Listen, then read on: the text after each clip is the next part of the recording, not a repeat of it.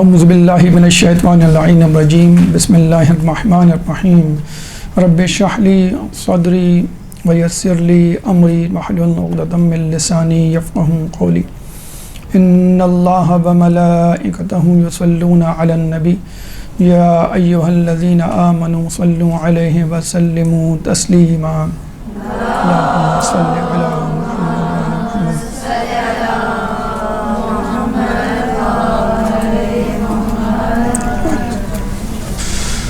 جیسے کہ آپ لوگوں کو معلوم ہے کہ ہمارے ہاں اس مدرسے میں مختلف موضوعات کے حوالے سے دروس مرتب اور منعقد کیے جاتے ہیں۔ چنانچہ جس مضمون کا انتخاب کیا گیا ہے وہ ہے تاریخ، اور موضوع ہمارے 11ویں امام حسن عسکری علیہ السلام کے حوالے سے، اور وہ ہے سیرت امام حسن عسکری اور غیبت کی تیاری۔ ولادت آپ کی 10 ربیع الثانی 232 ہجری 232، اور شہادت آپ کی 8 ربیع الاول 260 ہجری 260۔ اس اعتبار سے آپ کی عمر مبارک 28 سال بنتی ہے، اور ہمارے آخری 3 امام حاضر امام یعنی 9، 10، 11 امام تقی علیہ السلام، امام نقی علیہ السلام اور امام حسن عسکری علیہ السلام کی عمریں قدر کم رہیں بنسبت اور ائمہ کے، یعنی 25، 42 اور 28۔ شاید اللہ تعالیٰ کو یہ منظور تھا کہ جو 12واں آئے گا اس کی عمر بہت طویل ہوگی، تو اللہ نے 12ویں میں ساری جو ہے وہ کسر پوری کر دی۔ ہمارے 3 امام کا تذکرہ آپ نے دیکھا ہوگا بہت کم کیا جاتا ہے، اور اس کی سیدھی سی وجہ یہ ہے کہ ان تینوں ائمہ کی زندگی گمنامی میں، روپوشی میں، قید میں گزری ہے، اور یہ منظر عام پہ نہ آ سکے۔ اب یہ گمنامی، قید یا لوگوں سے دوری مصلحتاً تھی، مجبوراً بھی تھی۔ یعنی مصلحتاً تو اس لیے کہ آنے والے دور کو، آنے والے لوگوں کو ایک طویل غیبت کے لیے تیار کرنا، اور جبراً اس وجہ سے ہم کہہ سکتے ہیں کہ حکمران طبقہ مزید ہوشیار، اور جسے کہتے ہیں کہ ریڈ الرٹ ہوتا چلا جا رہا تھا، کیونکہ 12ویں کی ولادت قریب آ رہی تھی، اور شیعوں کا جوش اور ولولہ بھی بڑھتا چلا جا رہا تھا۔ تو یوں سمجھ لیجئے کہ سیاست کے میدان میں ایک ہلچل تھی، ایک اضطراب تھا، ایک امید تھی، حکمرانوں کے حوالے سے پریشانی تھی، شیعوں کے حوالے سے خوشخبری قریب تھی۔ لیکن مسئلہ یہ ہے کہ 12ویں امام کی ولادت کا مطلب فوری انقلاب نہیں تھا۔ 12ویں امام کی ولادت کا مطلب ایک طویل غیبت کا دور، اس کے بعد انقلاب۔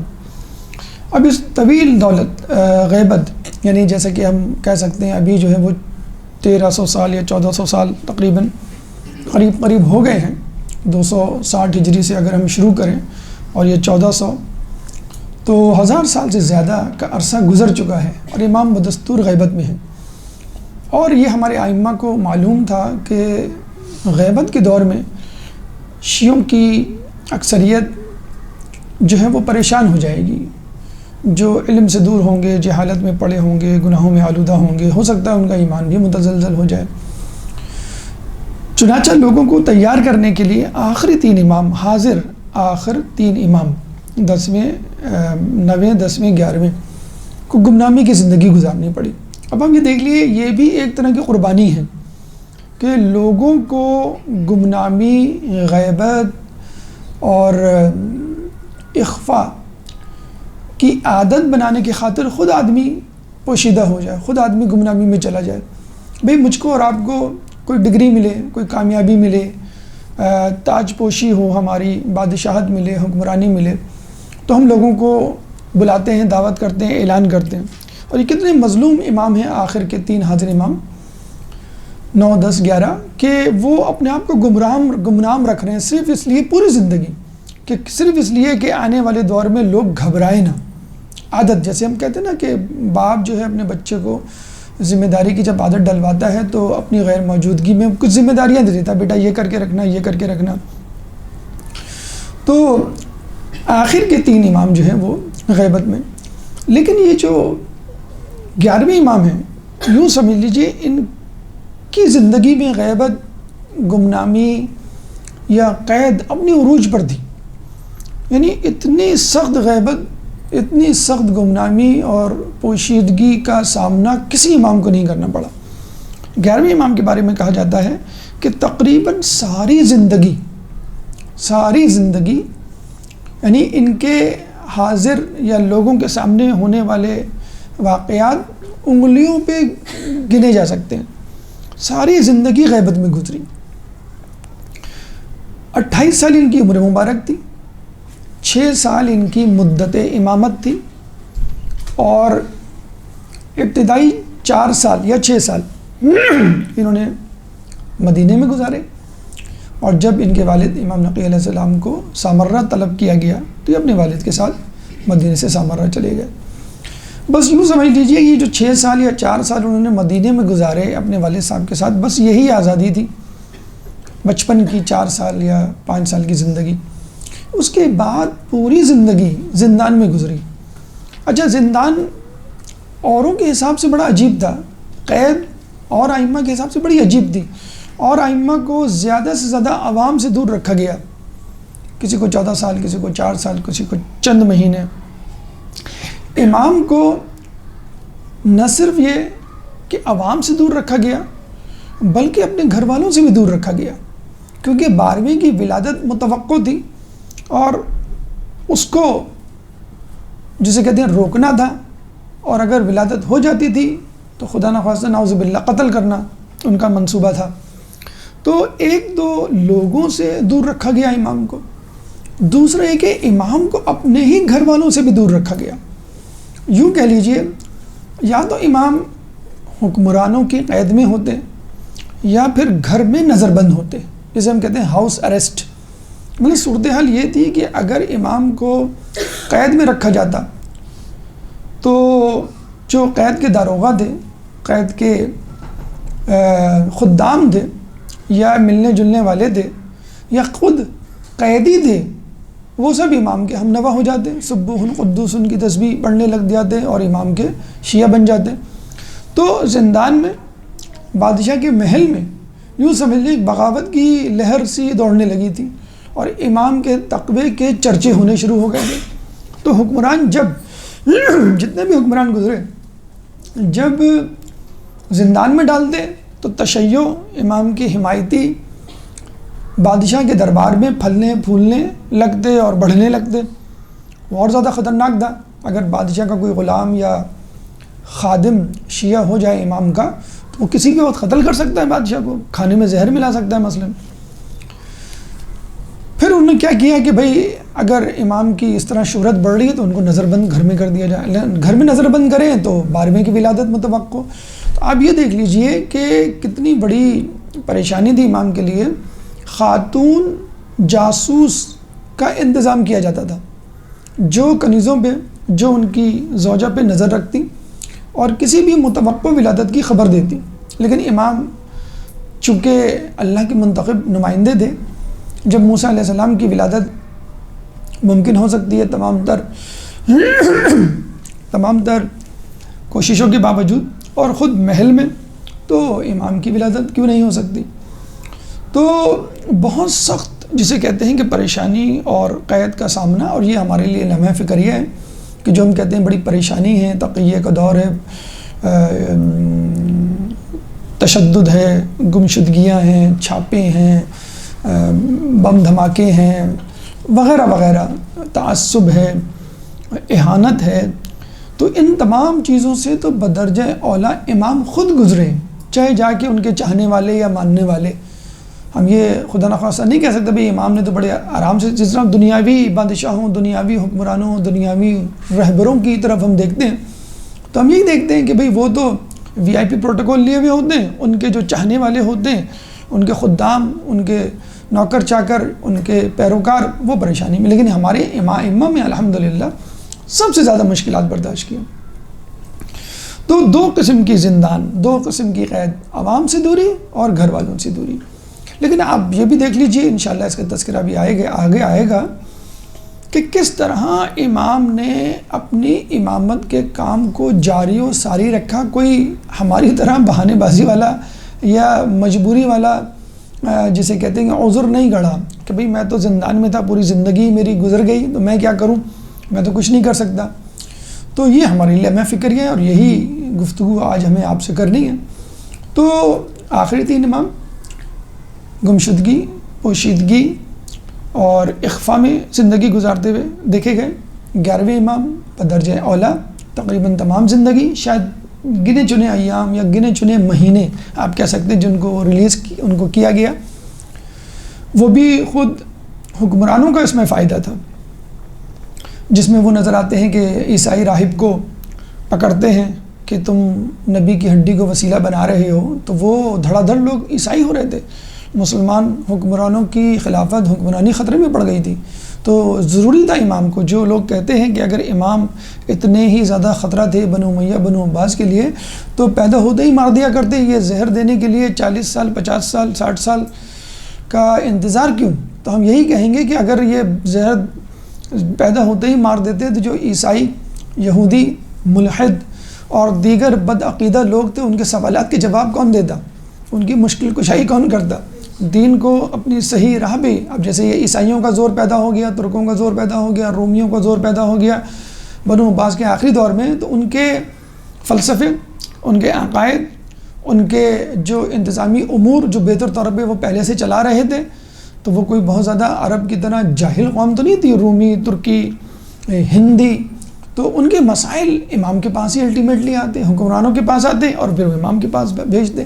تو حکمرانوں کے لیے ضروری تھا کہ امام کو زندہ رکھا جائے، لیکن جب وہ دیکھتے کہ بہت زیادہ خطرہ پیدا ہو گیا، اتنا زیادہ خطرہ پیدا ہو گیا، ان کی علمیت، سخاوت، عبادت اور عظمت اتنی بڑھ گئی ہے کہ ہم بالکل چھپ گئے، اور لوگ ببانگ دہل محل میں کہہ رہے ہیں کہ تمہاری بجائے امام کو تمہاری جگہ ہونا چاہیے تمہاری کرسی پہ۔ جب یہ صورتحال آتی، جیسے ہم دیکھتے ہیں امام رضا علیہ السلام کے دور میں کہ جب مامون نے اللہم صلی علیہ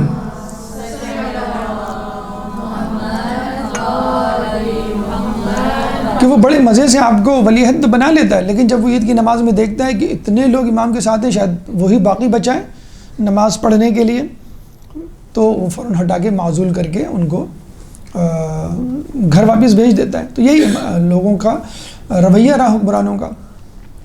تو یہ بیک گراؤنڈ تھا، یہ حالات تھے امام کے جس کے تحت انہوں نے زندگی گزاری۔ خاندان کے حوالے سے اگر ہم بات کریں تو جیسا کہ ہم نے بتایا کہ آپ کے والد امام نقی علیہ السلام کو 6 سال کی جب یہ تھے، یا 4 سال کی تاریخ میں لکھا ہے، طلب کر لیا گیا سامرہ، اور وہ اپنے صاحبزادے یعنی امام حسن عسکری کو 11ویں امام کو اپنے ساتھ لے کے جاتے ہیں۔ تو امام نقی علیہ السلام کی جو اسٹریٹجی تھی، دیکھیں یہ بھی بہت بڑا، ہم کہتے ہیں کہ باپ کی قربانی ہے، بہت بڑا کام ہے کہ ایک باپ جس کا جانشین سامنے موجود ہو، ایک امام جس کا جانشین سامنے موجود ہو، وہ لوگوں کو متعارف نہ کروا سکے کہ میرے بعد یہ امام ہوں گے۔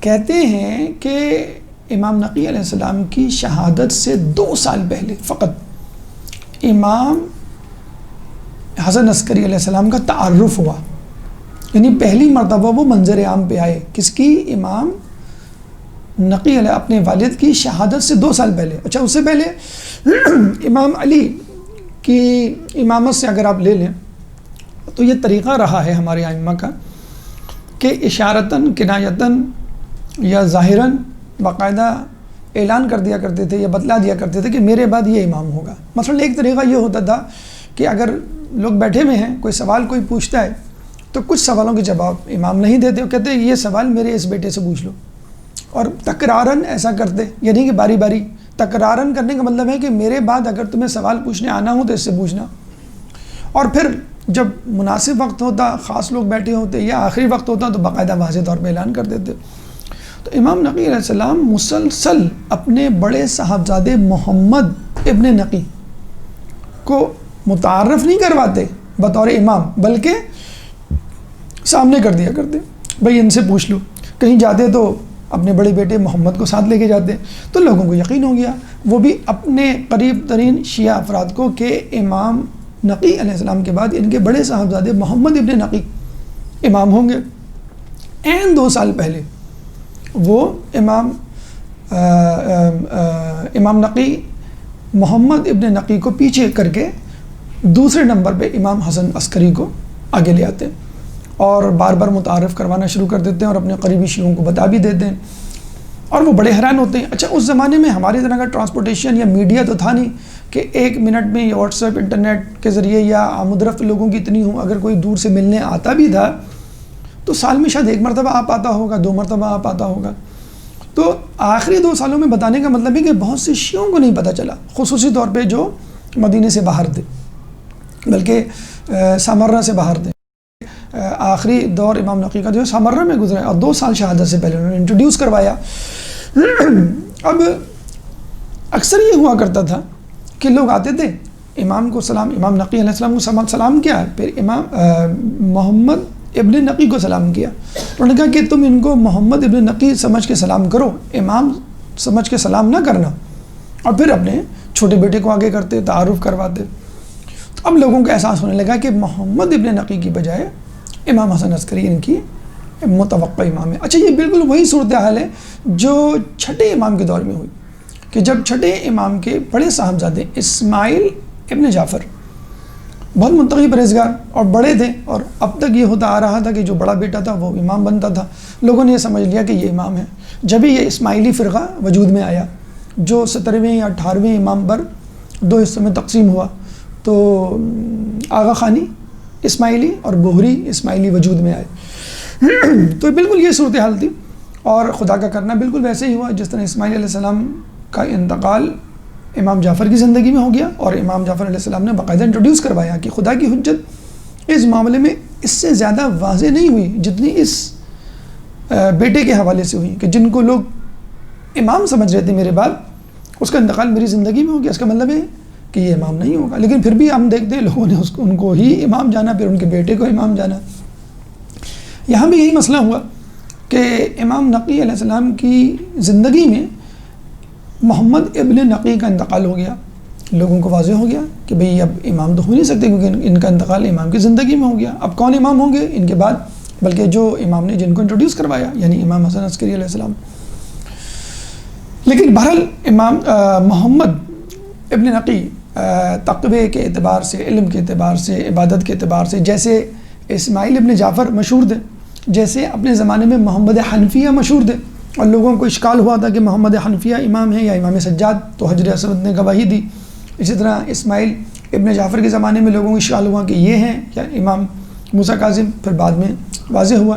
اسی طرح یہ بھی متقی پرہیزگار تھے. آج بھی ان کا روضہ بلد میں موجود ہے، اور کہا جاتا ہے کہ اولاد کے حوالے سے ان کی قبر مبارک کے توسل یا ان سے توسل کرنا جو ہے بہت زیادہ سود مند ہے اور مجرب ہے، اور لوگوں کی اولادیں، ایک تو مسلم بن عقیل کے حوالے سے، اور ایک محمد بن نقی علیہ السلام کے حوالے سے. تو جب ان کا انتقال ہوا اور یہ سامنے آئے تو بہت کم لوگوں کو معلوم تھا کہ یہ جو ہے وہ امام ہے. بہرحال امام جو ہے وہ لوگوں کے سامنے تھے.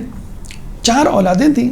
ایک تو محمد ابن نقی، ہم نے بتا دیا کہ ان کا انتقال آپ اپنے بابا کے دور میں ہو گیا. پھر امام حسن عسکری علیہ السلام جو کہ امام بنے، پھر حسین، اور چوتھے جعفر.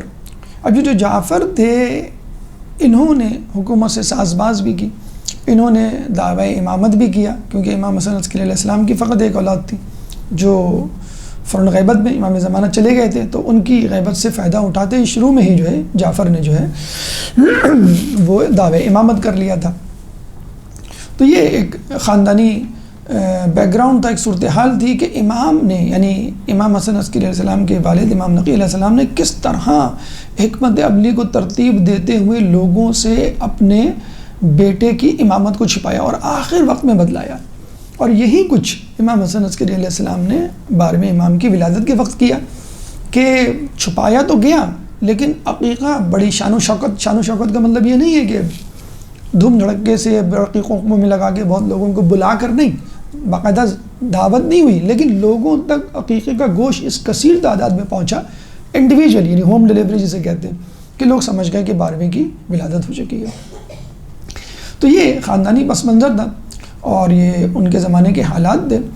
اب آپ دیکھیے کہ اس بات پہ، اس نقطے پہ ہم روشنی ڈالتے ہیں کہ امام حسن عسکری علیہ السلام کے زمانے میں جو ہم نے کہا کہ سختی اتنی تھی، قید کی، نظر بندی اور آنے جانے کی، مثلاً آپ یہ دیکھ لیجئے کہ اگر بادشاہ کہیں جاتا تو امام کو اپنے ساتھ لے کر جاتا کہ میرے پیچھے پتہ نہیں یہ کیا تقریر کر بیٹھے ہیں، خطبہ دے بیٹھے ہیں، بیعت لے لیں، قیام کے لیے کچھ کوششیں کر لیں، حالانکہ امام زندان میں ہوتے، امام اس کے محل میں ہوتے، امام نظر بند ہوتے اور اس کے فوجیوں سپاہیوں کے نرغے میں ہوتے، لیکن پھر بھی خوف اتنا ہوتا تھا بادشاہوں کو کہ وہ امام کو اپنے ساتھ لے کے جاتا۔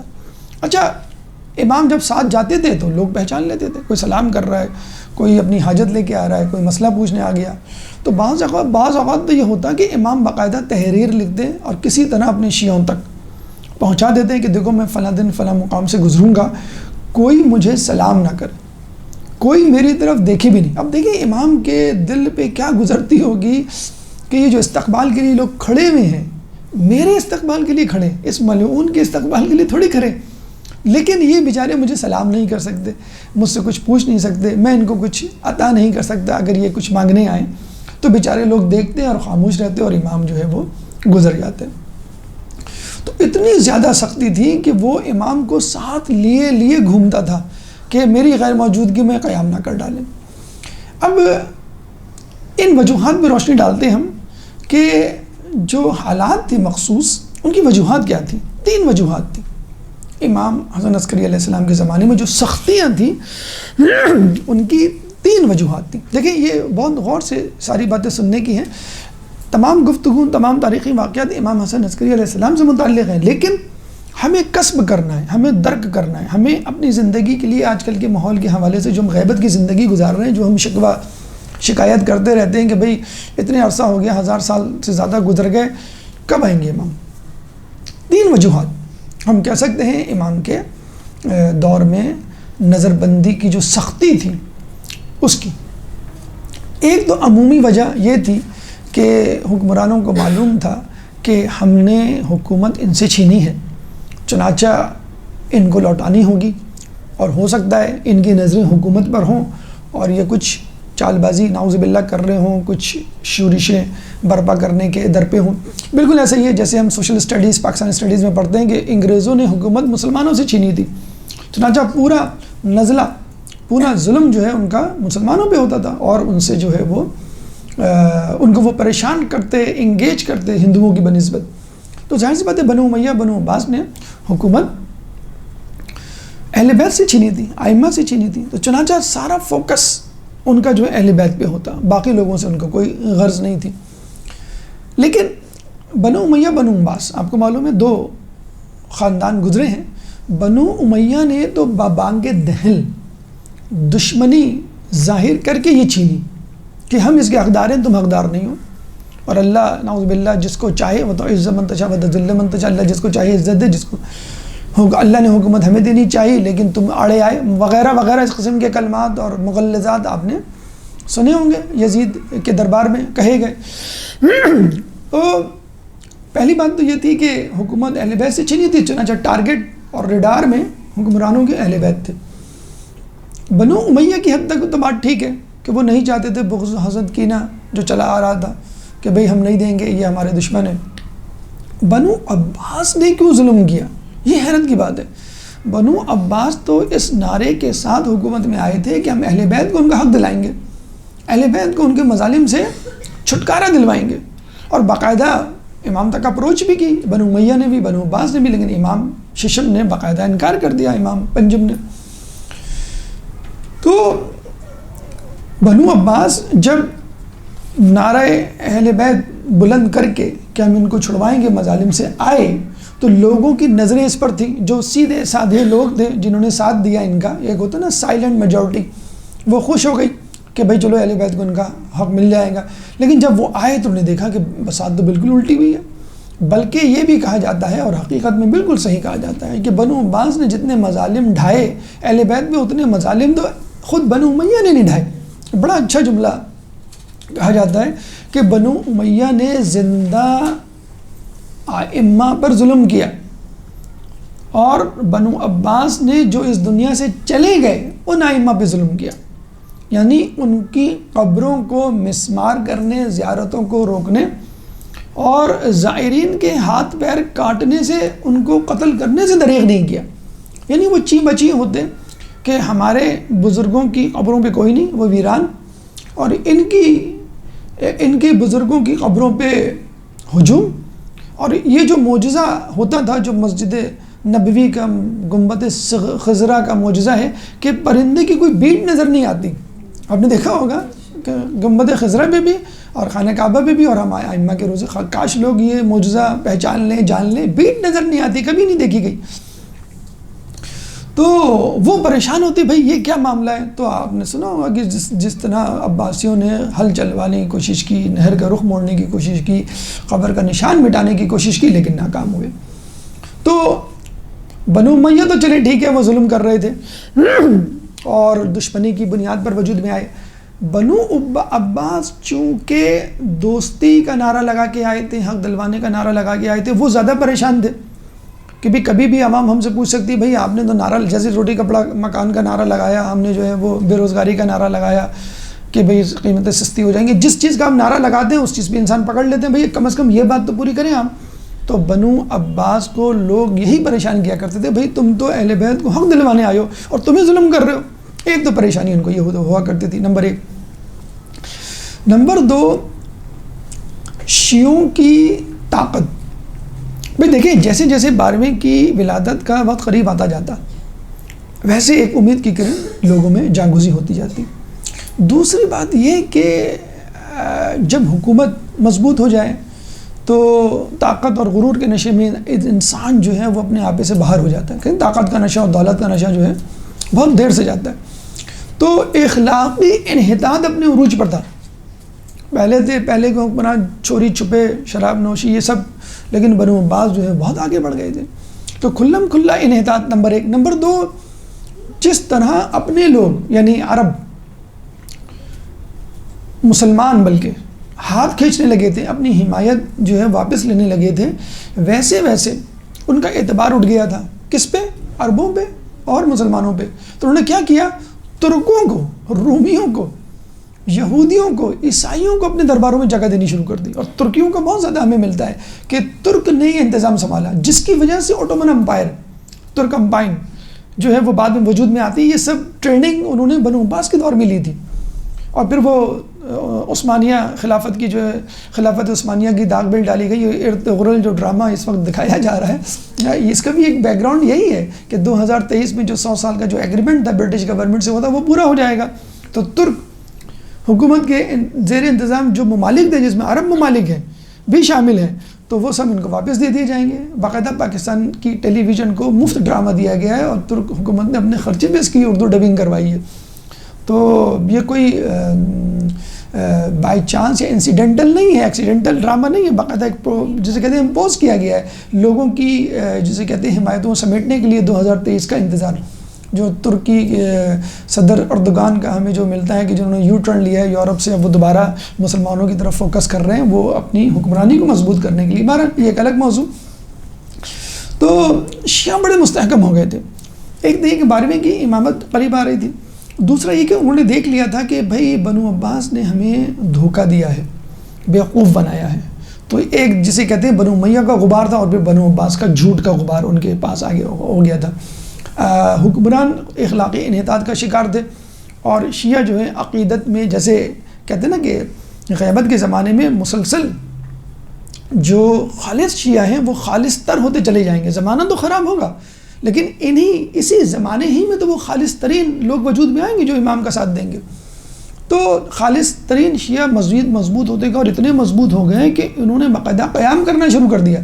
جہاں اچھا مجمع جمع ہوتا باقاعدہ حربی اور فزیکل اور ہتھیار اور مسلح بغاوت یا قیام جسے کہہ لیجیے حقیقت میں وہ کر دیا جاتا. تو ان کی تو طاقت اور قوت شیعہ افراد کی امام کی حمایت میں اتنی زیادہ ہو گئی تھی جس کو ایک واقعے سے سمجھا جا سکتا ہے کہ امام حسن عسکری علیہ السلام کی شہادت کے بعد جعفر کذاب جو ان کا بھائی تھا جس نے دعویٰ امامت کیا تھا، وہ آیا تھا عبداللہ نامی شخص کے پاس جو اثر و رسوخ رکھتا تھا حکومت میں، غالباً متوکل کی حکومت میں.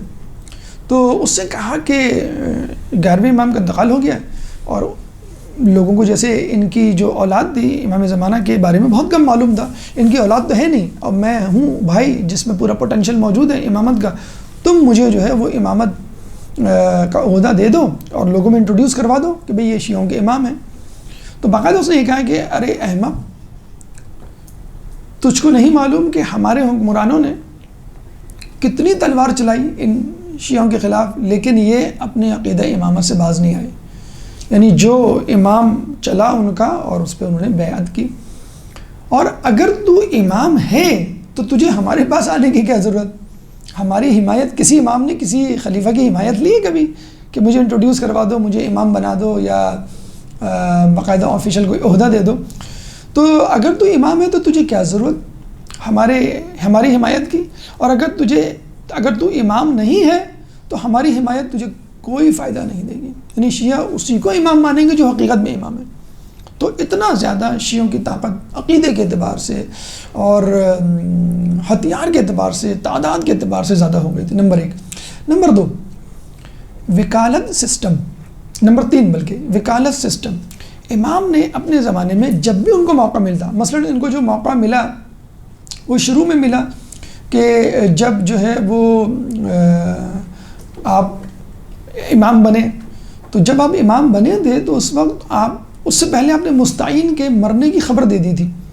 تو جو آنے والا بادشاہ تھا معتز، وہ بڑا خوش ہوا تھا کہ آپ نے کیونکہ وہ ان کی بھی آپس میں دشمنیاں ہوا کرتی تھیں، ان کی بھی آپس میں جو لڑائیاں ہوتی تھیں، اور کئی لوگوں کو اور یہ بھی کہا جاتا ہے کہ مستعین کو قتل کروایا معتز نے. تو وہ بڑا خوش ہوا کہ گویا امام میری سپورٹ میں ہے. یہ اس قسم کا امام کو ایک اسپیس یا ٹائم مل جاتا، یا جسے کہتے ہیں کہ ترکوں، رومیوں اور یہودیوں عیسائیوں کی جو شورشیں تھیں اور پریشانیاں تھیں جس کی وجہ سے بادشاہ مبتلا تھے، اس کی وجہ سے امام کو موقع مل جاتا. تو امام نے باقاعدہ وکالت سسٹم شروع کر دیا. امام نے ہر علاقے میں اپنے نمائندگان مقرر کر دیے. امام نے خمس کی وصولیابی باقاعدہ شروع کر دی. تو جہاں امام لوگوں کے مسائل حل کرتے، وہاں امام لوگوں کی مالی امداد بھی کرتے باقاعدہ، کیونکہ خمس سسٹم پہلی مرتبہ اپنی زندگی میں ائمہ کی پہلی مرتبہ اتنا منظم ہوا تھا. یعنی دیکھیں جس خمس کو ہم دیتے ہوئے پریشان ہوتے ہیں، 10 بار سوچ رہے ہوتے ہیں، اس کو اسکپ کرنے کے بہانے سوچ رہے ہوتے ہیں، وہی خمس جو ہے ہمارے 11ویں امام جس کی ہم ولادت منا رہے ہیں، اور جس نے ابھی ہم جسے ائمہ یہ کہتے ہیں کہ ہمارے لیے سب سے زیادہ پند و نصائح، سب سے زیادہ سبق حاصل کرنے والے امام کی اگر سیرت ہے تو وہ 11ویں امام کی سیرت ہے. کیوں؟ وہ زمانہ غیبت سے بالکل قریب ترین ہے، اور انہوں نے ہم کو زمانہ غیبت کے لیے تیار کیا ہے. ہم سے پہلے کے آباء و اجداد کو سب سے زیادہ جو قریب ہے نا، اگر ہم اپنے آپ سے پوچھیں کہ ہم کیا کریں اس وقت، تو سیرت امام حسن عسکری پڑھیں. انہوں نے جو کچھ کیا، کروایا، مشورے دیے، نصیحتیں کی، ان کو اپنے لیے سمجھیں کہ یہ امام نے اپنے دور کے لوگوں کے لیے نہیں، میرے لیے دیے. کیوں؟ امام نے لوگوں کو غیبت کے لیے تیار کروایا، تو ہم غیبت میں تو ہیں. تو وکالت سسٹم، خمس سسٹم، دیکھیں ان دونوں ہی پہ تو ہم اعتراض کرتے ہیں. وکالت یعنی جو وکیل ہوتا ہے، جو مجتہد ہوتا ہے، امام کا نائب ہوتا ہے، ہم اس پہ اعتراض کر رہے ہوتے ہیں کہ یہ بھی تقلید کہاں سے آ گئی، اور تقلید تو جو ہے فقط امام کی ہوتی ہے. اب تقلید اور اتباع میں لوگوں کو جیسے کہتے ہیں فرق نہیں سمجھا. یہ صرف کس وجہ سے؟ خمس بچانے کے لیے، عطیات بچانے کے لیے، تاکہ آپ اپنا پیسہ مجتہد کو نہ دے سکیں، اور جب مجتہد کو نہیں جائے گا تو آپ جو ہے اپنی مرضی سے خرچ کریں گے. مجتہد کو جائے گا تو مجتہد رفاہی کاموں میں خرچ کرے گا، مجتہد جو ہے وہ مدارس میں خرچ کرے گا، مجتہد جو ہے وہ تبلیغ دین میں خرچ کرے گا. ہمارے ہاں جیسے ایک عجیب فوکس ہو گیا کہ بھئی یہ عزاداری میں اتنا نیاز اور اتنا خرچہ کرنے کی کیا ضرورت ہے، اس سے بہتر تھا کہ مدرسے میں لگا دو، اتنا بہتر تھا کہ لوگوں کو کھلا دو۔ بھائی دیکھیں، کھایا پیا تو نکل جائے گا، کھایا پیا تو ہفتے میں مہینے بھر میں ختم ہو جائے گا، لیکن اگر آپ کسی کو پڑھا دیں گے، جو سب سے بڑی انویسٹمنٹ ہے خمس کی، وہ تبلیغ دین ہے۔ اگر آپ کسی کو پڑھا دیں گے اور یہ بتا دیں گے عطیہ دینے میں، خمس دینے میں، صدقات دینے میں کتنی فضیلت چھپی ہوئی ہیں، تو لوگ عطیات اور صدقات دینا شروع کر دیں گے۔ آپ نے بجائے اس کے کہ 50,000 دے کے ایک جگہ ایک کو کھانا کھلا دیا یا کوئی بھی کچھ دی، وہ اپنی جگہ بھی صحیح ہے، وہ بھی ہونا چاہیے، لیکن جو سب سے زیادہ ضروری چیز ہے وہ تبلیغ دین۔ تو خمس اور نمائندگان وکلا کا تقرر، آفیشلی تقرر ہوتا تھا، امام کو وہ رپورٹ کیا کرتے تھے، خمس جمع کیا کرتے تھے، پھر امام تک پہنچایا جاتے تھے۔ تو یوں سمجھ لیجئے امام تو خیر تھے ہی بے نیاز، وہ تو خیر معصوم ہیں اور ان کے پاس ولایت ہے کائنات کی خدا کے وسیلے سے، لیکن جو عام شیعہ تھے وہ بھی بنو عباس اور حکمران اور ان کے گورنروں کی عنایتوں سے بے نیاز ہو گئے تھے کہ بھی ہمیں بادشاہ کے پاس جانے کی کیا ضرورت ہے، ہم تو خود امام کے پاس جا کے اپنے مسئلے کو حل کر لیں۔ اور انشاءاللہ ہم اگلے درس میں آپ کو بتلائیں گے کہ کس طرح بدعقیدہ لوگ، غیر مومن لوگ اور غیر مسلمان تک امام کے پاس آتے اور مالی اعانت طلب کرتے۔ تو دوسری چیز تھی، تیسری چیز وکالت اور خمس کا نظام۔ آخری چیز جو سب سے زیادہ اہم ہے سمجھنے کی، جو بنو عباس کے لیے ایک خوفناک خواب جسے کہتے ہیں نائٹ میئر کی حیثیت رکھتی تھی، وہ 12ویں کی آمد۔ دیکھیے موسیٰ علیہ السلام کے لیے نجومیوں نے پیشن گوئی کی تھی اور فرعون نجومیوں کی بات پر ایمان لے آیا کہ بھئی جو 12واں ہوگا، موسیٰ جو آئیں گے، جو بچہ پیدا ہوگا وہ میری حکومت کا خاتمہ کرے گا۔ ٹھیک ہے، یہاں پر خبر کون دے رہا ہے؟ کوئی نجومی تھوڑی دے رہا ہے، رسول اللہ دے رہے ہیں کہ جو 12واں ہوگا وہ ظلم و ستم کا خاتمہ کرے گا اور عدل سے بھر دے گا زندگی کو۔ ظالم تو تھے ہی، اور یہ بھی معلوم تھا کہ یہ ہم نے حکومت ائمہ سے چھینی ہے، 12 اماموں سے چھینی ہے اور 12واں یہ کام کرے گا۔ تو جسے کہتے ہیں نا کہ جیسے جیسے امتحان کے دن قریب آتے جاتے ہیں، جیسے جیسے اپنی موت کے دن قریب آتے جاتے ہیں، انسان کو عقل آتی جاتی ہے، انسان ایک خوف میں مبتلا ہوتا رہتا ہے، کچھ تو واپس پلٹ جاتے ہیں، کچھ جو ہے ڈٹائی میں پڑ جاتے ہیں، ضد آ جاتی ہے ان کو۔ تو بجائے اس کے کہ وہ اپنی توبہ کرتے اور حکومت و خلافت کو اور تمام اموال کو امام کے حوالے کرتے، انہوں نے مزید سختی شروع کر دی کہ نہیں ہم جو ہے سختی کریں گے اور 12ویں کو آنے نہیں دیں گے۔ تو یہ سختی، اور یہ بھی کہا جاتا ہے کہ خود رسول اللہ کے زمانے میں، کہ رسول اللہ کے دور سے سختی نہیں شروع کی ہے یہودیوں نے۔ آپ کے دادا عبد المطلب، آپ کے والد جناب عبداللہ، دونوں کو قتل کرنے کی سازش کی ہے جس سے وہ بچ گئے، پھر رسول اللہ کو قتل کرنے کی سازش کی ہے یہودیوں نے۔ اور بالکل ایسے ہی ائمہ کے دور میں، بنو عباس کے دور میں، کہ آپ بات شروع کی گئی، ٹارگیٹ 12ویں امام دے، لیکن شروع کہاں سے کیے گا؟ امام نقی کو پہلے میں ائمہ کو زہر دیا گیا، قتل کیا کہ ما منا الا مسموم و مقتول۔ امام کا قول ہے کہ ہم میں سے کوئی ایسا نہیں کہ جو کہ قتل ہو یا پھر مسموم ہو، ہر کوئی ان دونوں میں سے ایک طریقے سے شہید ہوگا۔ وہ تو ایک اپنے اپوننٹ، اپنے رقیب اور اپنے دشمن کے طور پہ ہلاک کیا کرتے تھے، لیکن جو ہمارے 9ویں 10ویں 11ویں امام ہیں ان کو باقاعدہ اس لیے شہید کیا گیا کہ یہ 12ویں کے جد ہیں، اور اگر ان کو ہلاک کر دیں تو ہم آنے والی نسلوں کے لیے راستہ بند کر دیں۔ لیکن امام نقی کے بعد امام تقی کے بعد امام نقی بھی آئے، امام حسن عسکری بھی آئے۔ تو وہ جو خوف تھا حکمرانوں کے دلوں میں، وہ ان کو مجبور کر دیا کرتا تھا کہ اس طرح کہ امام پہ سختی کی جائے، خصوصی طور پہ ولادت امام زمانہ کے حوالے سے، کہ ان کو امام حسن عسکری علیہ السلام کو ان کے گھر والوں سے دور رکھا جائے۔ باقاعدہ جاسوس کنیزوں کو، عورتوں کو ان کے گھر میں داخل کر دیا گیا تھا کہ تم نظر رکھو، جب بھی کسی کی ولادت کے آثار نظر آئیں ہمیں خبر دو۔ لیکن جس طرح موسیٰ علیہ السلام کے بارے میں ہوا کہ ولادت کے آثار، حمل کے آثار نمودار نہیں ہوئے، عین رات میں ہی سب کچھ ہو گیا، اسی طرح 12ویں امام کے لیے بھی ہوا اور امام جو ہے وہ وجود میں آ گئے، اس دنیا میں تشریف لے آئے۔ تو یہ وجوہات تھیں جن کے ذریعے سے ہمیں پتہ چلتا ہے کہ امام پر خصوصی طور پہ نظر کی گئی اور ان کو جو ہے پریشانیوں میں مبتلا کیا گیا۔ اب ان بادشاہوں کا مختصر سا حال اور پھر وہ حکمت عملی جو امام نے اختیار کی اور ہمارے لیے اس میں کیا پیغام ہے۔ ایک درود پڑھ دیں محمد والے محمد۔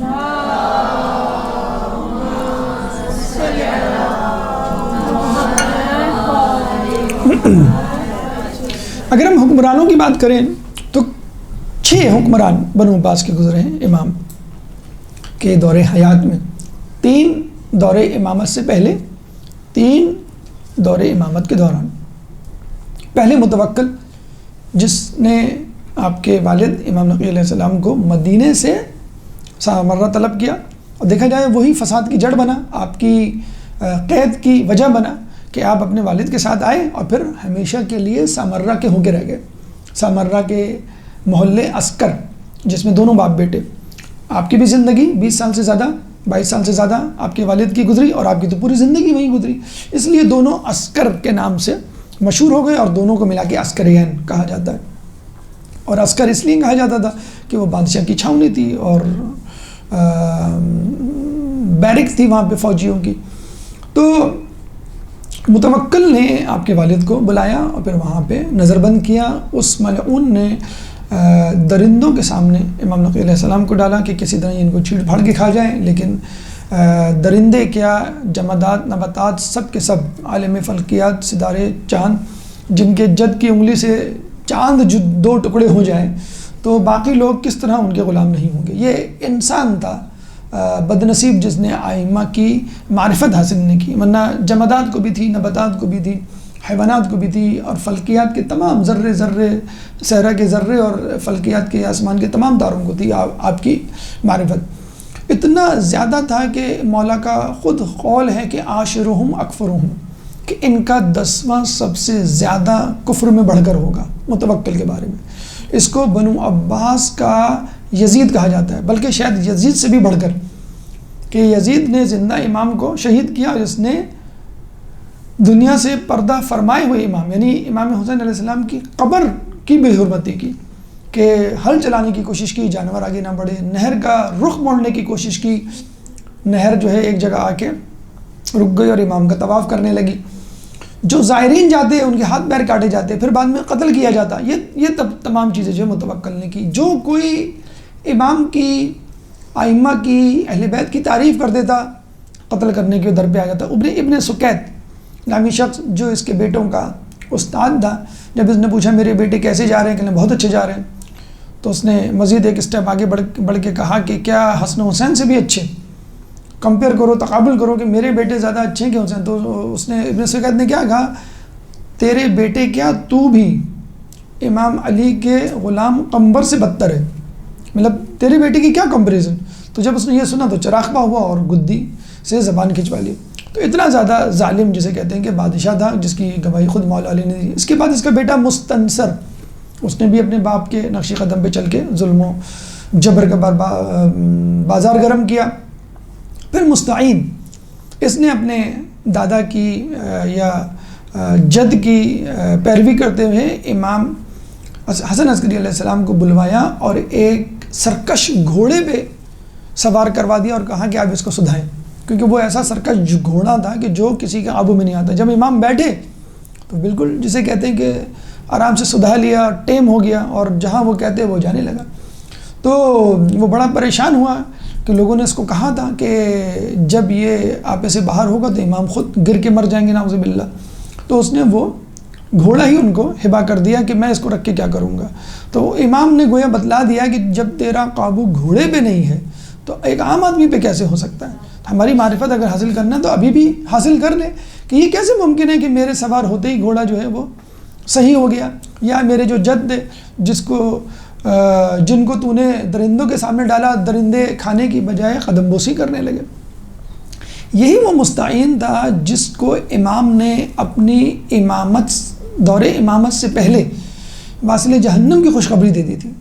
عبداللہ نامی شخص تھا، اس کا قریبی ساتھی، اس کو کہا تھا کہ یہ جو ہے 5 روز کے بعد یا چند دنوں کے بعد مر جائے گا، اور وہ مر گیا۔ معتز کی اس سے دشمنی چل رہی تھی تو معتز بڑا خوش ہوا۔ اب امام جب امام بنے تھے تو معتز کا دور چل رہا تھا۔ یہ 3 افراد یعنی متوکل، مستنصر اور مستعین امام کے دور امامت سے پہلے تھے۔ جب امام کا دور امامت شروع ہوا تو معتز تھا۔ چونکہ معتز کے دشمن رقیب، جس طرح جیلسی ہوتی ہے حکمرانوں کے درمیان،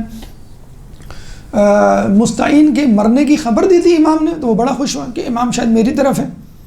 اگر اس کے دشمن ہیں تو یہ میرے دوست ہوں گے۔ تو امام کو ذرا کھلی چھٹی دے دی، اور وہ وقت تھا کہ امام نے فوری طور پہ جو ہے اپنے وکلا کا نیٹ ورک جو ہے وہ قائم کیا، خمس کا نظام، مسائل، خطوط وغیرہ، نائبین کا تقرر۔ دیکھیں یہ ایک اہم بات جو ہمیں بھی ذہن میں رکھنی ہے کہ ہمیں بھی یہ کرنا ہے کہ فقط کرسی پہ بیٹھ کے اپنی نمائش اور تقریر اور اپنی جیسے کہتے ہیں کہ فضیلت نہ بیان کریں، بلکہ نیٹ ورک تیار کریں اور لوگوں کو مختلف علاقوں میں ہدایات دیں کہ وہ کس طرح تبلیغ دین کو آگے بڑھائیں۔ لیکن جب اس نے دیکھا کہ امام کی شہرت اور مقبولیت بڑھتی جا رہی ہے، تو پھر وہ جس طرح ہوا ہے کہ امام جو ہے مقبولیت کا گراف جو ہے مجھ سے آگے جا رہا ہے، تو اس نے آپ کو قید کروایا۔ ابن یارمش نامی ایک سخت ناصبی اہل بیت کا دشمن تھا، لیکن کہتے ہیں کچھ دنوں کے بعد دیکھا تو وہ خود سجدے میں گرا ہوا امام کی اقتداء میں نماز پڑھ رہا، تو اس کو سختی سے ڈانٹا کہ تو یہ کیا کر رہا ہے، تجھ کو تو میں نے ظلم کرنے کے لیے بھیجا تھا، تشدد کرنے کے لیے، اور تو اس کے ساتھ نماز پڑھ رہا ہے۔ تو اس نے کہا کہ میں کیا کروں، یہ آپ کا جو قیدی ہے رات کو عبادت کرتا ہے، دن میں روزے رکھتا ہے، اور میں جس قیدی کو، جس غلام کو، جس نگہباں کو، داروغہ کو اس کے اوپر مقرر کرتا ہوں، وہ خود بھی ان کے ساتھ نماز پڑھنا جسے کہتے ہیں کہ شروع کر دیتا ہے، میں کیا کروں۔ تو پھر جو ہے کسی طرح بلکہ خود اس کو موتز کو جو ہے وہ حجاج ابن سفیان نامی شخص نے قتل کر دیا، یعنی یا تو آنے والا حکمران قتل کر دیا کرتا تھا بادشاہ کو، یا پھر سامنے والا قتل کر دیا کرتا تھا۔ اس کے بعد مہتدی نامی شخص جو ہے وہ حکمران بنا۔ یہ قدر بہتر تھا، قدر بہتر تقویٰ کا مالک تھا، یعنی یوں سمجھ لیجیے بنو امیہ کا جس طرح آپ کا وہ تھا عمر بن عبدالعزیز، اس طرح جو ہے وہ یہ تھا۔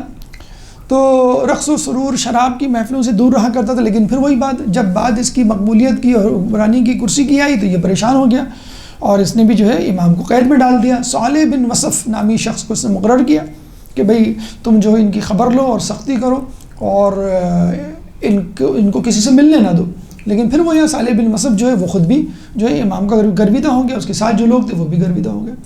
چھٹا بادشاہ اور امام کی دور امامت کا آخری بادشاہ معتمد تھا، جس ملعون نے امام کو زہر دیا تھا، اس کے بارے میں ملتا ہے۔ اچھا، یہ جتنے بھی تین حکمران گزرے ہیں، یعنی معتمد سے پہلے آپ کا مہتدی، اور اس سے پہلے معتز، ان کے زمانے میں ترک اور دیگر افراد، خصوصاً طور پہ ترک اور خود اپنے شیعان علی اور متفرق فرقے کے لوگ جو ہیں وہ قیام کر رہے تھے مسلسل۔ اچھا، کچھ تو اپنے ہی لوگ ہوا کرتے تھے، یعنی شیعہ افراد جیسے آپ کے مختار ثقفی تھے، اس طرح کے لوگ ہوتے تھے، امام سے پوچھ کے یا امام سے نہیں بھی پوچھ کے اپنے طور پہ چاہتے تھے کہ بھئی یہ جو فاسق و فاجر حکمران ہیں ان کو ہٹا کر ہم نیک لوگوں کو لے کر آئیں۔ اچھا، کچھ لوگ جو تھے وہ بدعقیدہ تھے اور اپنی حکمرانی چاہتے تھے، جس میں ایک شخص تھا علی بن محمد، اور صاحب زنج اس کا نام تھا، خوارج میں سے تھا اور قیام کرتا تھا، اور اس نے تقریباً 15 سال قیام کیا ہے معتمد کے دور میں، اور 270 ہجری میں جا کے قتل ہوا ہے۔ تو آپ سمجھ سکتے ہیں باقاعدہ اس نے اپنی ایک جگہ حکومت بھی بصرے میں یا کسی جگہ حکومت بھی قائم کر لی تھی، لیکن امام بار بار کہتے تھے کہ صاحب زنج کا ہم سے کوئی تعلق نہیں، یہ بدعقیدہ ہیں، خوارج میں سے ہیں۔ تو آپ دیکھ سکتے ہیں کہ بنو عباس کے دور میں خود شیعہ اسٹرانگ ہو گئے تھے، ترک اسٹرانگ ہو گئے تھے، بدعقیدہ لوگ اسٹرانگ ہو گئے تھے، ان کے اخلاقی انحطاط کے باعث، اور باقاعدہ مسلح قیام کیا کرتے تھے۔ کچھ تو اپنی نیتوں میں صحیح ہوا کرتے تھے، جیسے مختار ثقفی جیسے لوگ تھے، اور کچھ لوگ جو ہیں جیسے عبداللہ بن زبیر نے خود اپنی خلافت کا اعلان کر دیا تھا امام حسین سے الگ ہو کر، اس طرح کے بھی لوگ ہوا کرتے تھے، لیکن امام بتلا دیا کرتے تھے کہ کون سے لوگ ہیں کہ جو ہمارے عقیدے کے ہیں۔ اب آئیے امام کی اس طریقے کار کی طرف جو hمارے لیے مشعل راہ ہے کہ امام نے کیا کیا اور ہمیں کیا کرنا ہے۔ ایک درود پڑھ دے محمد والے محمد۔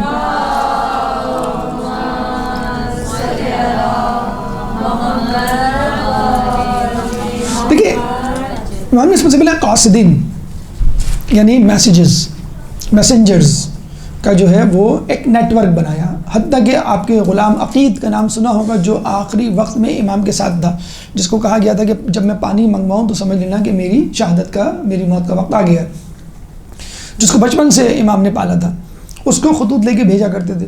پھر ایک غلام تھا جس کی کنیت تھی ابو الادیان، اس کو خطوط لے کر بھیجا کرتے تھے۔ پھر آپ نے نام سنا ہوگا جو کہ امام زمانہ کے اولین نائبین میں سے بھی ہیں، اول نائب عثمان بن سعید، وہ بھی خطوط لے کے جایا کرتے تھے اور باقاعدہ پھر امام کے نائب بھی بنے، نائب بھی تھے، اور پھر 12ویں کی یعنی 12ویں امام کی غیبت صغریٰ میں باقاعدہ سفیر بنے یا نواب اربع میں سے جسے کہتے ہیں کہ شامل ہوئے۔ انہی کے بیٹے محمد بن سعید، ایک تو عثمان بن سعید، محمد بن عثمان، ان کے بیٹے جو ہے وہ نائب بنے اور قاصد بھی تھے اور پھر نائب بہرحال تھے۔ تو یہاں پہ ایک نقطہ ضرور سمجھنے کا ہے اور ہمیں اس سے سبق لینا چاہیے کہ عثمان بن سعید جو پہلے نائب بنے 12ویں امام کے اور جو قاصد تھے پہلے 11ویں امام کے، بہت زیادہ جسے کہتے ہیں کہ اخفا میں اپنے آپ کو رکھا تھا اور تیل کی دکان کھولی تھی باقاعدہ، روغن کی، اور اس بہانے مثلا جب وہ تیل بیچتے اور کسی سے کچھ لیتے تو وہ درہم و دینار کے ساتھ جو ہے وہ پرچہ بھی رکھ دیتا کہ بھئی یہ مسئلہ ہے، یہ چیز مجھے چاہیے امام سے مثلا، اور پھر وہ یا خمس رکھ دیا کرتا تھا، کچھ پیسے مثلا زیادہ دے دیا کرتا تھا مال کے کہ یہ جو اضافی رقم ہے وہ خمس ہے، مثلا زکوٰۃ ہے، صدقات ہے، خیرات ہے، یا جو بھی ہے جس مد میں بھی ہے۔ تو یہ جو نائب ہیں عثمان بن سعید باقاعدہ دکان کی آڑ میں امام کے وکیل، تو یہ ہمارے لیے دیکھیں اتنے بڑے شخصیت، اتنے بڑے عالم تیل کی دکان کھولے بیٹھے ہیں۔ تو اگر ہمیں دین کے لیے کوئی چھوٹا کام کرنا پڑ جائے، ہم کہتے ہیں نا بھی ہم دری نہیں بچھائیں گے، ہم جو ہے بھئی وہ کوڑا صاف نہیں کریں گے، مسجد اور مدرسے سے کوڑا صاف کرنا بہت بڑا اجر و ثواب رکھتا ہے مثلا، یا جو ہے ہم کوئی اکاؤنٹنگ کا کام نہیں کریں گے، ہم سبیل پہ نہیں بیٹھیں گے مثلا، یا لوگوں تک بات پہنچانی ہے فلاں جگہ تک، یہ ہم نہیں کریں گے، ہمیں جو ہے کرسی پہ بیٹھنا ہے مثلا، ایسی جگہ پہ جہاں پہ جو ہے وہ شہرت کا جو ہے وہ زیادہ امکان ہو۔ تو یہ ہمیں سیکھنا چاہیے کہ اگر آپ کو تبلیغ دین کے لیے جو بھی کام دیا جائے، ورنہ تو یہ ہوگا اگر آپ نے اپنی پسند کا کام مانگا امام زمانہ کے ظہور کے بعد، پھر کیا ہوگا کہ امام کہیں گے بھئی یہ سیٹ تو خالی نہیں، کوئی اور دوسری سیٹ خالی ہے، کیا آپ یہ کہیں گے بھئی مجھے یہ کام نہیں کرنا، یہ کام میری طبیعت اور میرے مزاج کے مطابق نہیں؟ تو یہ بات سیکھنے کی ہے۔ موضوعات کیا ہوا کرتے تھے امام کے؟ عقائد کی درستگی، خدا کی جسمانیت اس زمانے میں بہت بڑا مسئلہ تھا، امام نے اس مسئلے کو حل کیا۔ قرآن مخلوق ہے کہ کلام خدا ہے، اس مسئلے کو امام نے جو ہے حل کیا۔ پھر واقفی جو کہ امام موسیٰ کاظم علیہ السلام کو سمجھتے تھے کہ یہ ہمارے امام ہیں۔ قطیعہ وہ فرقہ تھا کہ جس نے امام نقی علیہ السلام کے بڑے صاحبزادے محمد ابن نقی کو سمجھا تھا، جس کو وہ بار بار انٹروڈیوس کرواتے تھے، لیکن 2 سال پہلے شہادت سے امام حسن عسکری کو انٹروڈیوس کروایا۔ ان کو امام ماننے والا قطیعہ کہلایا، امام موسیٰ کاظم علیہ السلام کو ماننے والا واقفیہ کہلایا، اور امام نہیں محمد ابن نقی علیہ السلام کو امام ماننے والا قطیعہ کہلایا، ان سے نبرد آزما ہوئے۔ پھر بہت بڑے فلسفی اور ملحد لوگ ہوا کرتے تھے اس زمانے میں، جیسے اسحاق الکندی، اس کا مقابلہ کیا، اس کا واقعہ مذکور ہے کتابوں میں، آپ نے پڑھا ہوگا۔ قرآن کی تفسیر بہت زیادہ بیان کی ہے امام نے، باقاعدہ تفسیر عسکری وجود میں آ گئی، یعنی ان کی بیان کردہ تفسیر آیت مکمل تو نہیں ہے، شروع کے پاروں کی تفسیر ہے، وہ باقاعدہ کمپائل ہوئی اور تفسیر عسکری کے نام سے جو ہے وہ وجود میں آئی، اور ضروری تھا قرآن کی تفسیر کے حوالے سے لوگوں کو آگاہ کرنا یا قرآن کی تعلیم، کیونکہ اب وہ دور آنے والا ہے کہ ظاہر امام غیبت میں چلا جائے گا۔ امام حسن عسکری علیہ السلام تو نظر آ رہے ہیں، مل رہے ہیں، معانقہ کر رہے ہیں، دستبوزی کر رہے ہیں، آپ ان سے پوچھ رہے ہیں، لیکن اب جو امام آئے گا وہ غیبت میں، تو اب جو سہارا رہ جائے گا وہ قرآن، اور قرآن اہل بیت کے بغیر نامکمل، تو قرآن پڑھنا ہے، قرآن کی تفسیر پڑھنی ہے، تشریح، توضیح، پس منظر، شان نزول، تو وہ سب کا سب اہل بیت کے حوالے سے آئے گا۔ چنانچہ انہوں نے یہ یاد دہانی کروائی، ہمارے پہلے امام نے، مولا علی نے بھی 6 مہینے روپوشی اختیار کی اور یہ کہا کہ جب تک میں تفسیر قرآن نہ لکھ لوں میں ردا اپنے کاندھوں پہ نہیں ڈالوں گا۔ تفسیر علی کے نام سے مشہور ہوئی، لوگوں کو بتلایا گیا، لوگوں نے لینے سے انکار کر دیا، تو مولا نے کہا کہ اب تم اس کو کبھی نہیں پاؤ گے۔ تو وہ تفسیر جس کو تفسیر علی کہتے ہیں، جس کے بارے میں ہم پہ الزام لگتا ہے کہ یہ اس قرآن کو نہیں مانتے، اس قرآن کو مانتے ہیں جو علی کے پاس تھا، اور پھر حسن حسین پھر ہوتا امام زمانہ کے پاس ہے وہ لے کر آئیں گے، نہیں، وہ تفسیر علی ہے جس میں شان نزول، جس میں ناسخ و منسوخ، جس میں جو ہے وہ منافق، فاسق، مومن، ہر شخص کے بارے میں باقاعدہ نام تک لکھ دیے تھے کہ یہ آیت فلاں شخص کے بارے میں ہے۔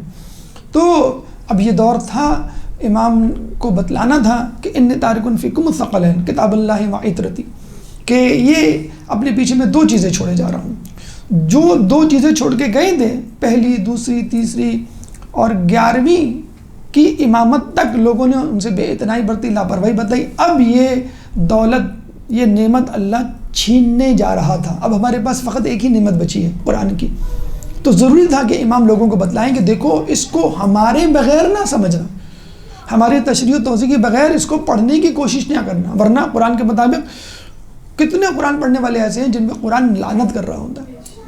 کتنے قرآن پڑھنے والے ہیں جو قرآن سے ضلالت و گمراہی میں، جیسے اسحاق الکندی ضلالت و گمراہی کی طرف جا رہا تھا، امام نے اس کو بچا لیا. تو تفسیر وجود میں آئی امام کے حوالے سے. اب ہماری ذمہ داری جو بنتی ہے وہ یہ بنتی ہے کہ ہم امام کے اقوال کے مطابق، امام کے روش، امام کی سیرت کے مطابق صبر کی عادت ڈالیں. جیسے امام کے زمانے میں، امام کی روپوشی میں لوگوں نے صبر کیا، اب ہمیں جو ہے 1000 سال سے زیادہ ہو گیا ہے، ہمیں صبر کرنا ہے. نمبر 1. نمبر 2، انتظار کرنا ہے. انتظار کون سا؟ محکم، استقامت اور حرکت، باعمل انتظار. کہ جب ہم کسی کا انتظار کرتے ہیں تو گھر کی صفائی کرتے ہیں، کھانا پکانا کر کے رکھتے ہیں اور اسے سنبھال کے لیے گھڑی دیکھتے رہتے ہیں. بالکل اسی طرح ہمیں انتظار کرنا ہے. اس کے بعد آپس میں اتحاد، اختلافات کو بھول کر آپس میں اتحاد کرنا. پھر 4تھی چیز ہے آپس میں ارتباط. ارتباط یعنی آپس میں رابطہ. اب آج کل کے دور میں تو بہت زیادہ آسان ہے، مطلب تبلیغ دین، انٹرنیٹ، ڈیجیٹل میڈیا، کتابیں، سب کی ترسیل آسان ہو گئی ہے. تو ہمیں ارتباط رکھنا ہے، بتلانا ہے لوگوں کو جو واقعات رونما ہو رہے ہیں، جو ہماری ذمہ داری ہیں، کیا ہے کیا نہیں ہے، اور اختلافات سے دوری، اپنے آپ کو منظم کرتے ہوئے. اگر اختلافات ہیں ان کو علماء مجتہدین پہ چھوڑ دیا جائے، اگر اختلافات ہیں ان کو بہت زیادہ نمایاں نہیں کیا جائے، جس سے بھی ہماری کمر ٹوٹتی ہے. اور لوگ آج کل کے دور میں بہت آسان ہے انٹرنیٹ سے کوئی مواد اکٹھا کرنا جگ ہنسائی کا اور پھر لوگوں کے سامنے پیش کر کے ہماری ہنسی اڑانا. تو یہ وہ ذمہ داریاں ہیں جو ہمیں سمجھنی چاہیے. اللہ تعالیٰ سے دعا ہے کہ ہمیں امام حسن عسکری علیہ السلام کی سیرت پر چلنے کی توفیق عطا فرما. جو زمینہ انہوں نے فراہم کیا غیبت کے حوالے سے، اس زمینے کو درک کرنے کی اور غیبت میں جو ہماری ذمہ داریاں ہیں اس پہ عمل کرنے کی توفیق عطا فرما. تعلیمات اہل بیت پہ چلنے کی توفیق عطا فرما. جو پریشان حال ہیں ان کی پریشانی کو دور فرما. جو بے روزگار ہیں ان کو روزگار عطا فرما. جو باروزگار ہیں ان کے رزق حلال میں برکت عطا فرما. جو زندان میں ہیں ان کو رہائی عطا فرما. جو سفر میں ان کو منزل عطا فرما. جو گمشدہ ہیں ان کو ان کے پیاروں سے ملا. دنیا میں جہاں جہاں لوگ ظلم و ستم کا نشانہ بنے ان سے ظلم و ستم کو دور فرما. امام کے ظہور میں تعجیل فرما. ہمیں ان کے انصار و اعوان میں شامل فرما. ربنا تقبل منا انک انت السمیع العلیم وتب علینا انک انت التواب الرحیم برحمتک یا ارحم الراحمین.